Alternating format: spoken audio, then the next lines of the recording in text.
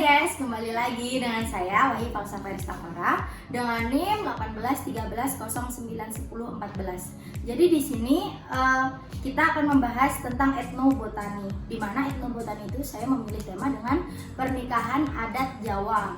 Jadi di Jawa kan ada beberapa adat, tapi khususnya ini di daerah Jogja. Jadi kali ini kita akan membahas tentang ritual pernikahan di Jawa, khususnya di daerah Yogyakarta. Nah, adapun kaitannya nih etnobotani dengan pernikahan. Pasti kalian bertanya-tanya, kenapa sih etnobotani kok dikaitkan dengan pernikahan? Nah, itu sebabnya kita akan membahas tentang tumbuhan yang dipakai dalam ritual pernikahan dengan adat Jawa.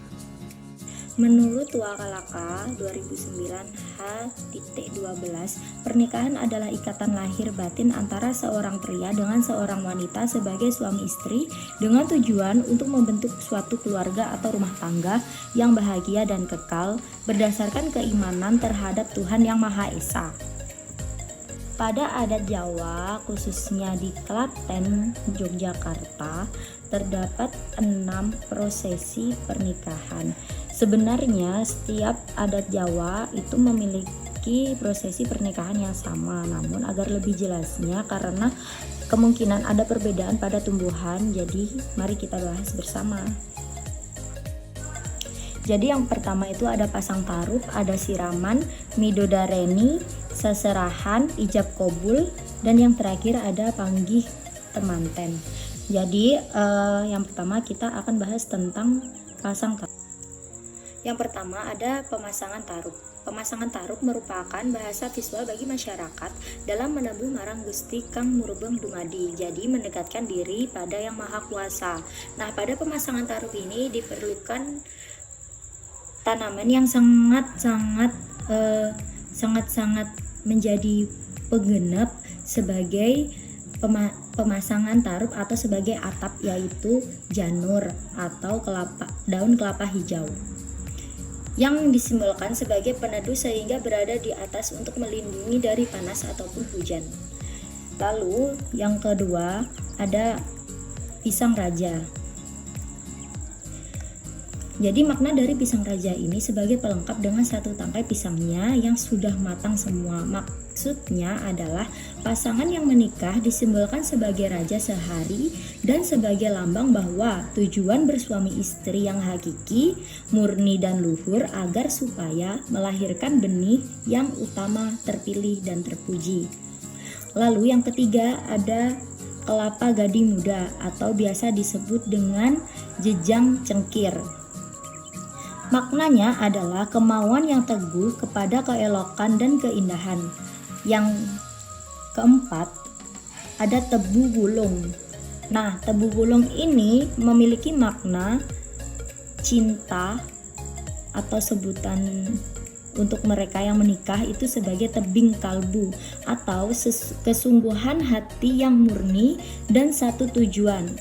Lalu wulung sendiri itu memiliki arti hitam gelap atau maksudnya itu tekad itu harus mantap, tidak boleh tercampuri pikiran yang lain.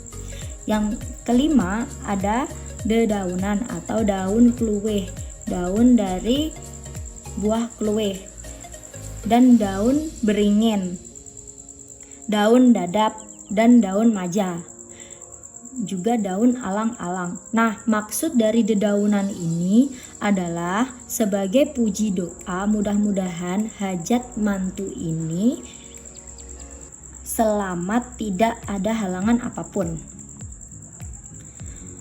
Lalu yang kedua, untuk upacara yang kedua itu upacara siraman. Jadi upacara siraman ini merupakan mandi ritual yang dimaksud agar calon pengantin menjadi bersih secara spiritual dan berhati suci.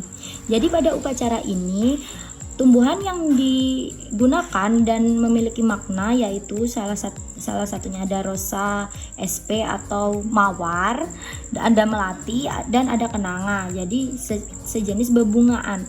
Lalu pada tahapan upacara ini calon pengantin memohon doa restu terlebih dahulu, kemudian calon menantu duduk di tikar pandan di tempat siraman.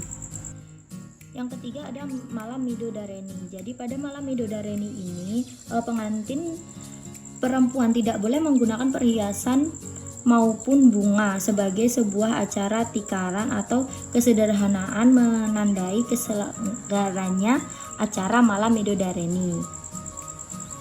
Jadi untuk Midodareni ini tumbuhan yang dipakai yaitu tumbuhan yang sudah kita bahas sebelum-sebelumnya. Yang keempat, ada upacara peningset atau seserahan, yaitu penyerahan bingkisan dari calon pengantin pria peningset. Yang paling utama yaitu cincin, kemudian ada barang-barang tambahan peningset, yaitu bisa sejumlah uang, busana untuk calon pengantin, buah-buahan.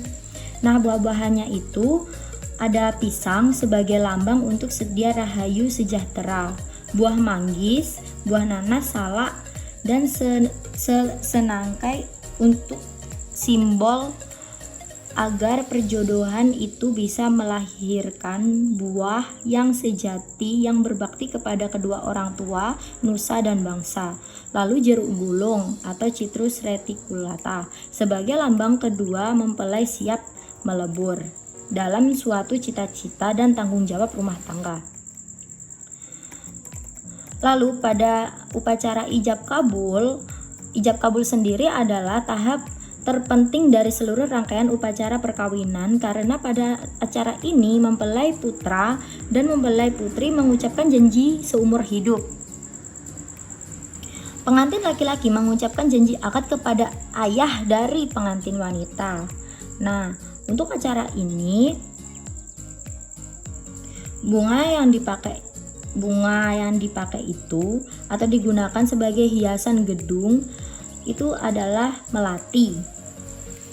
Lalu yang keenam ada panggih temanten. Nah, pada panggih temanten ini ada 3 lagi upacara yang menindaklanjuti acara panggih temanten ini. Jadi upacara tahap ini merupakan pertemuan seremonial pengantin putra dengan pengantin putri yang diselenggarakan sesaat setelah upacara ijab selesai.